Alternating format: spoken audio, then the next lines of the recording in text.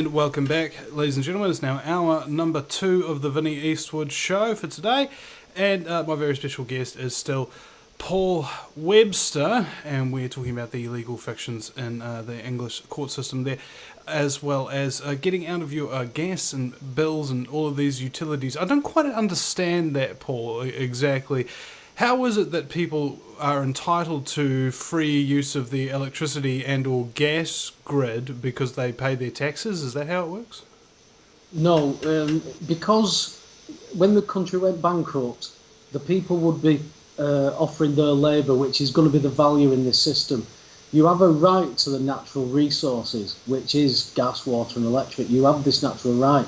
However, it does need paying for, the infrastructure needs paying for, but that's why we invite companies over to our country to conduct business and commerce in our country, to put money into that infrastructure.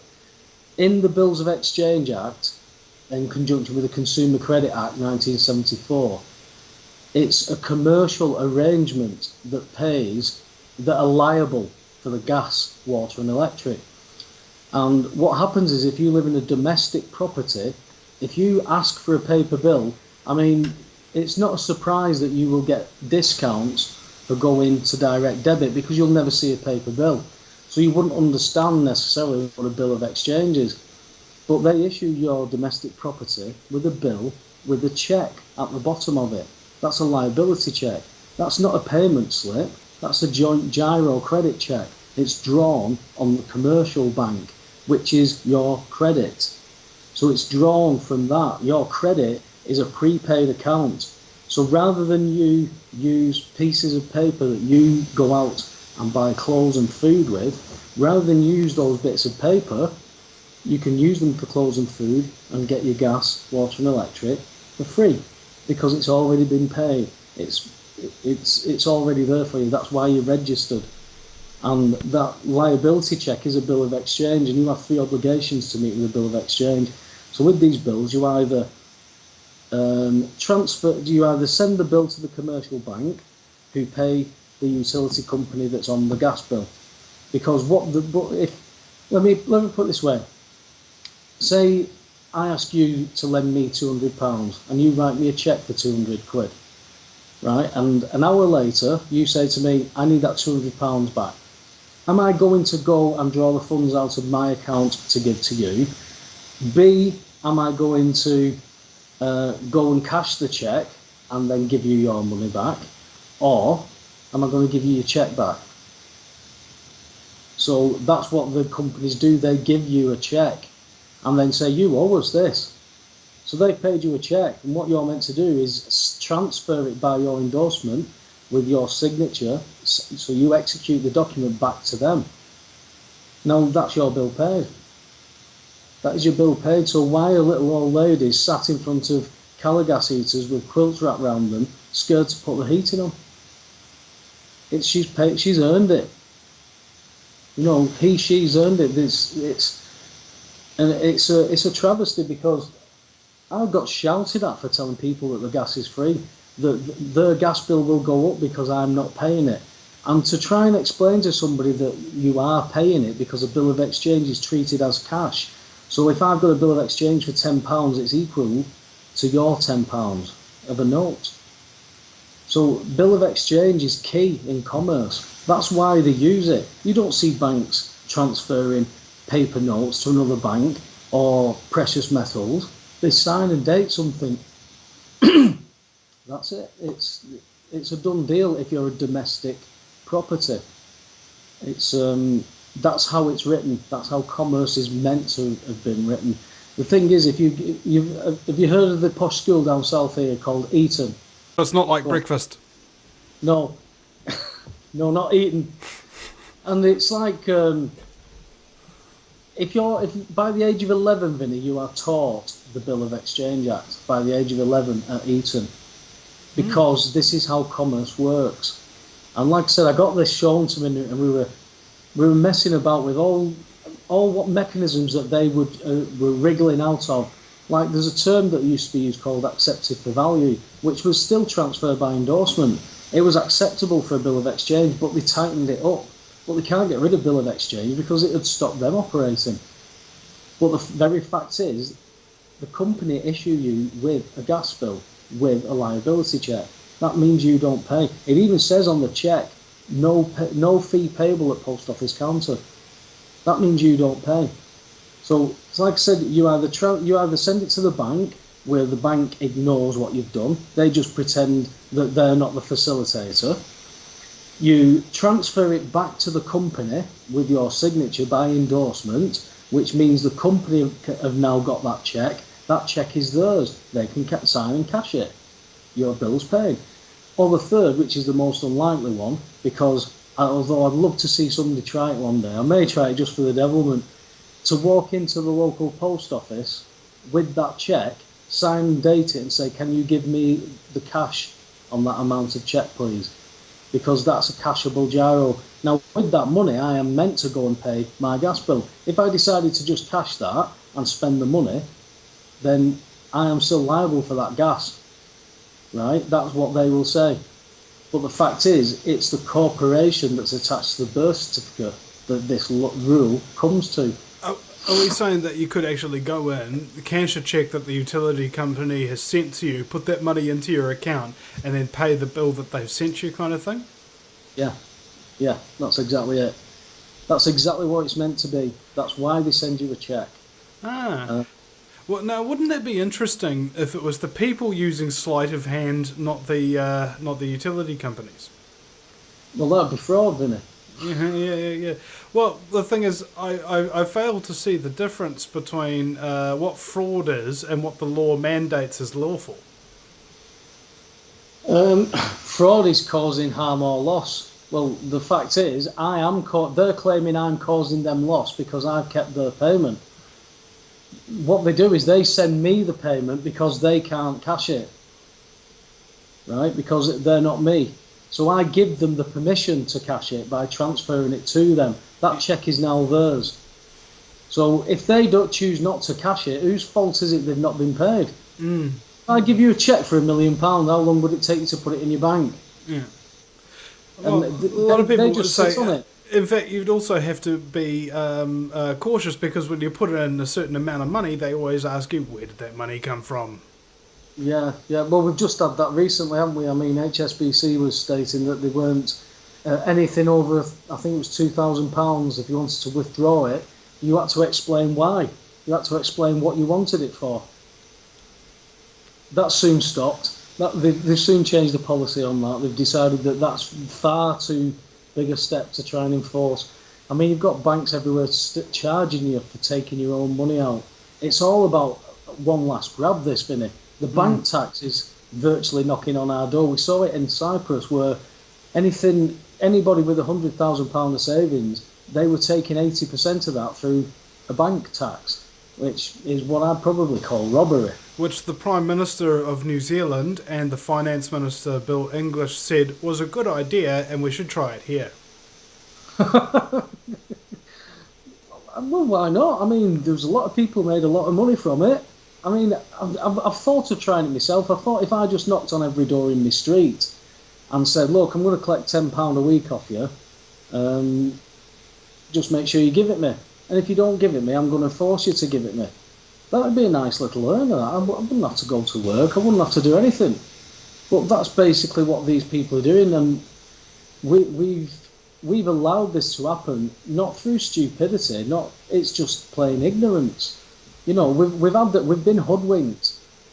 That we've had the hood put over our head for long enough, and it's only people who actually do some research and do some thinking and it takes a lot. And I think for the main part of it, it'll take for near enough everybody for it to come knocking on their door, or at least until we get over that critical mass point, and then people can actually see it from the comfort of their armchairs.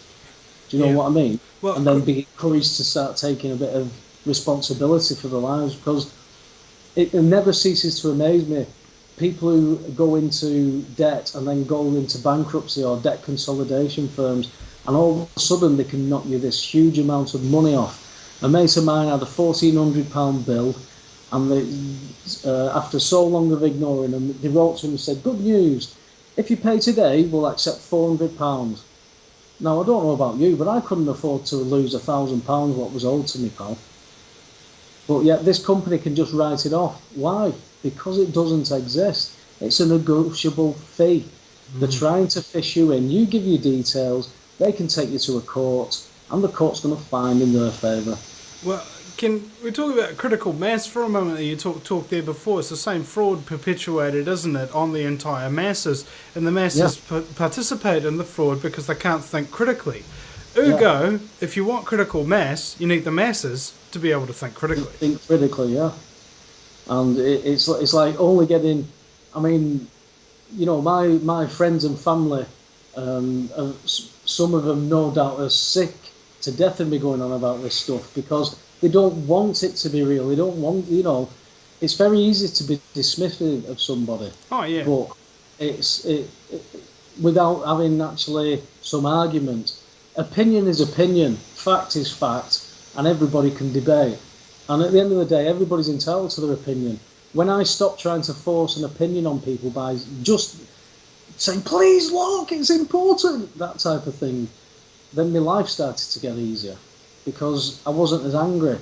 You know, because you go through different, when you start looking into this stuff, you go through all the emotions. You know, you go through the grief. You know, when I was losing stuff like property, you grieve because there's emotions attached to that property. So you can't help that in the game, they are ripping your heart and soul out, especially of some people. Don't get me wrong, the system itself is perfect if two willing parties go for a genuine negotiation. But that's not what's happening in most of our county courts. People go in there and they're being fleeced. Now, if me and you had a dispute, Vinny, and we went to court... If I may, if that's the way it works, then it does work perfectly either way. One works perfectly for honest people, and the way it works now works perfectly for the dishonest ones. Exactly. And the fact is that unless you know you're right, the thing is with it is they've got far too greedy and they have become complacent, and it's allowed cracks for people to see through and go, "Hang on a minute, I don't need to even be here. You've no jurisdiction or authority to have me. You can't even take my pen off me and give it to this man. Never mind take my property. It's theft." But they are that used to you taking a solicitor. Now, if you take a solicitor, which I'm sure that the mass majority of people who you know, if they got a court summons, the first thing they'd do is seek advice from a solicitor. So you take a solicitor into a courtroom, that solicitor has sworn an oath to the civil procedure rules and is bound by them. Because he is bound by them, he automatically gives jurisdiction and authority to the judge on your behalf, because you're now deemed as a child, because you brought your guardian with you to look after you. So when some bellend like me stands in front of him with no solicitor and says, "You have no jurisdiction," what do? Well, the ideal thing, Vinny, would have been to go, "Oh, you're quite right, Mr. Webster, this is mediation. Yes, I need the consent of both parties. On you go." That's it. That would have been it. That would be how the system's meant to work, because it's a service. It's a private service that's offered. They try and make it, you think that it is law that you have to do it, and it isn't. You kind of have to be part of the club in order for them to treat you right. Yes. And what you were thinking earlier on, Vinny, about a syndicate being in layer here. Well, over here we had, I think it was at least 3 articles in the Independent, the Express and the Telegraph stating that a Metropolitan Police report stated that there were organised crime gangs of Freemasons spread throughout the judiciary, political and police. Now, if that's coming into the likes of the Daily Fail and stuff like that, they can't hide the fact that that's coming out anymore. It'll make them look very silly. So they're starting to have to fish with us. They're starting to have to feed us these tidbits because we've got the main meal already. We know that this stuff is getting very serious now. You know, and it started with me because people are just too greedy. They've had it all their own way for far too long. Like I said, it's a very quiet town where we're from, and you know, people are very simple, hard-working people, and it's very easy to pull the wool over people's eyes. And you don't really need clever people to do it. You just need people to think that they're better than these people because they know more, and that's basically what it is in this system. But now they've been caught with the pants down. They're running away and shouting, liar, liar, pants on fire. Yeah. But everybody can see that they're naked. They're done. It reminds me of the behaviour of a bratty child, as we were talking about, kind of like childish. Now, I was, and in many parts still am, a very bratty child. And I compare with that. I would always, go and throw off in tantrums and act like a real terror and that kind of thing whenever I didn't get my own way. And I think the reason why that was because I'd had my own way for so long. Yeah. That I couldn't deal with not having it my own way. I can agree with you on that, Vinny. When I had two very hard-working parents, they grew up with, that's nothing like I said, my mum grew up Liverpool War, grew up with hardly anything. Those two people worked like dogs. My mum did 13 hours a day in her own business. My dad did long-distance lorry driving permanent nights. So when my dad came home to go to bed, my mum was going up to go to work. But I had the best life because at one point, Vinny, and when I look back on it, it didn't do me any favours. But this was their way to give me what they didn't have. I had 4 bikes to choose from. I was spoiled rotten. I was the only child. So these people worked so hard to give me all that, and it didn't do me any favours. And you do act like that spoiled child. Then after my dad was killed, it sent me off making a decision that was one of the biggest decisions of my life, which was to get married and have kids at a young age. When I look back, I think I was just looking for different things, but that marriage brought me a daughter that is, doing so well now at college with photography, and we've got such a bond, me and that kid. So you make those decisions, but out of that came, because things happen in relationships. When I tried to move on, I ended up with more than I planned, more than I bargained for. I had insecurity issues, as you're working through your own spiritual stuff as well. I had my own security issues that I've carried, and for some reason I decided that I was going to pick a woman who suffered with a lot of her own issues and treated me quite poorly as a test. I ended up doing a psychology course, Vinny, because I needed to get an angle of some of the reactions I used to get. I was very used to getting my own way. It was completely the opposite. The shoe was definitely on the other foot. And from that, it's pushed me through all this devastation with the property then being sold fraudulently. They committed a blatant lie to sell this property. And in between all that, my head fell off twice.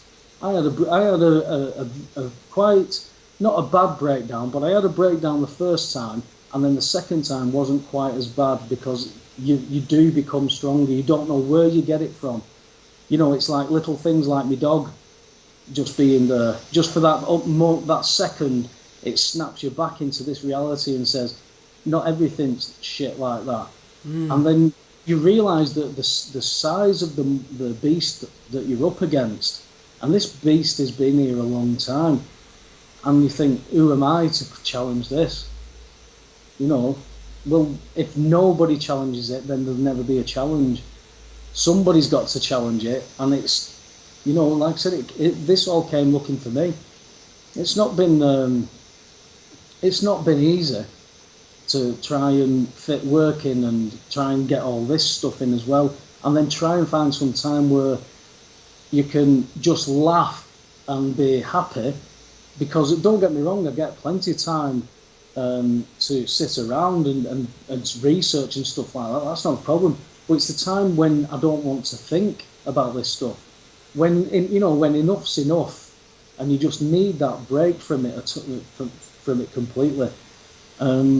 you know, this stuff, if you're an addicted personality and you need drink or anything like that to get through this stuff, you know, you're pushing the envelope of your boundaries. You know, there's a lot of people I know who've ended up as maybe not alcoholics, but they've gone through a phase where they've drank every night at some stage when they've been going through this stuff that doesn't need to happen, stuff that is only happening because certain greedy people, in what you were saying, syndicates, these are all separate syndicates. So at your local county court, you might have a gang of 4 people who would deal with the shit that you might bring as in trouble.